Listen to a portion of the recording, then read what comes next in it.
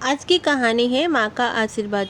दुकान बंद करने का समय हो आया था, तभी दो औरतें और आ गईं। तभी उनमें से एक बोली, भैया साड़ी दिखाना, काटन की चुनरी प्रिंट में। आज मेरी खुशी का ठिकाना नहीं है। आज 5 महीने हो गए अपनी ये छोटी सी दुकान खोले। आज से पहले कभी ऐसा नहीं हुआ।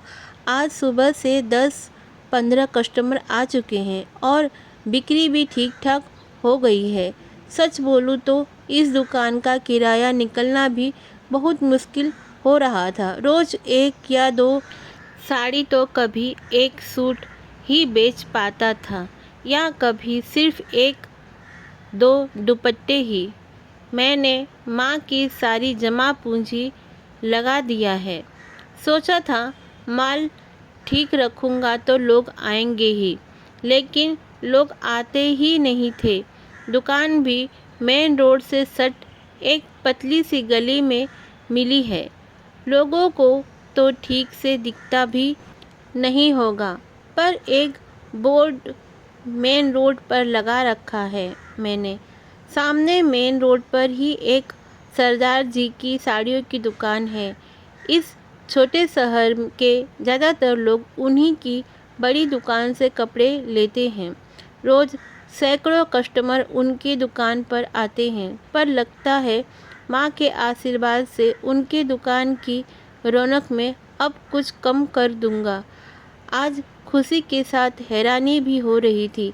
कल ही तो माँ से मैं फ़ोन पर दुकान बंद कर गली से निकलते हुए बातें कर रहा था। माँ, चाचा ने ठीक ही कहा था, कोई छोटी मोटी नौकरी कर ले, दुकान चलाना तेरे बस की बात नहीं। और इतनी पगड़ी देकर दुकान भी मिली तो एक गली में, जहाँ ग्राहक ही नहीं पहुँच पाते। सारे ग्राहक तो मेन रोड पर बड़ी दुकान पर चले जाते हैं।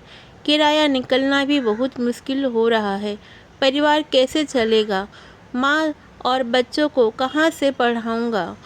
मैं कल बहुत मायूस था और परेशान भी। सच बताऊँ तो कल मैं रो पड़ा था माँ से ये सब कहते हुए। कोई नहीं बेटा, अब दुकान खोल लिया तो धैर्य रख। किसी चीज़ की सफलता अचानक नहीं मिलती।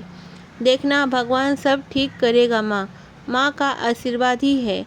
कल ही उन्होंने कहा, और आज दुकान पर थोड़ी रौनक हो आई है। ये दोनों पैक कर दीजिए। उन्हें साड़ियाँ पसंद आ गई थी।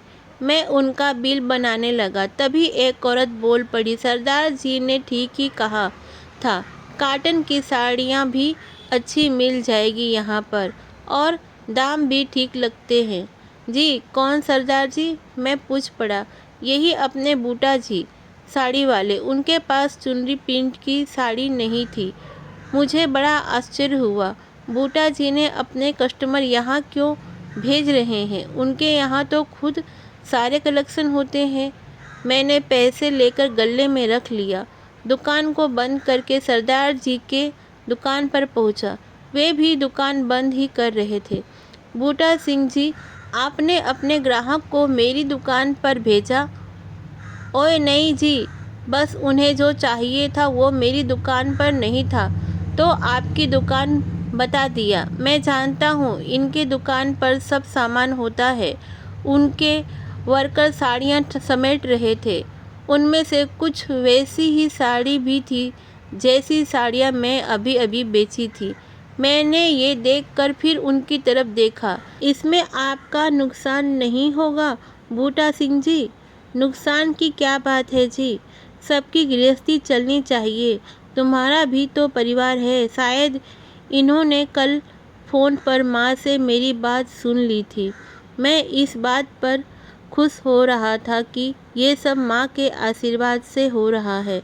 पर ये सब तो आप, ओ नहीं पुत्र, ये सब माँ का ही आशीर्वाद है। हम सब की माँ तो एक सी ही होती है ना। उन्हें देख मैं खुद अपनी सोच पर शर्मिंदा था। मेरी आंखें नम हो गई। वे मेरी कंधे पर हाथ रखकर कहते हुए निकल गए, मेरी माँ ने मुझसे ये कहा था, अपने साथ साथ दूसरों के पेट का भी थोड़ा ख्याल रखना। मुझे इस कंपटीशन के दौर में ऐसी बातों की कतई उम्मीद नहीं थी।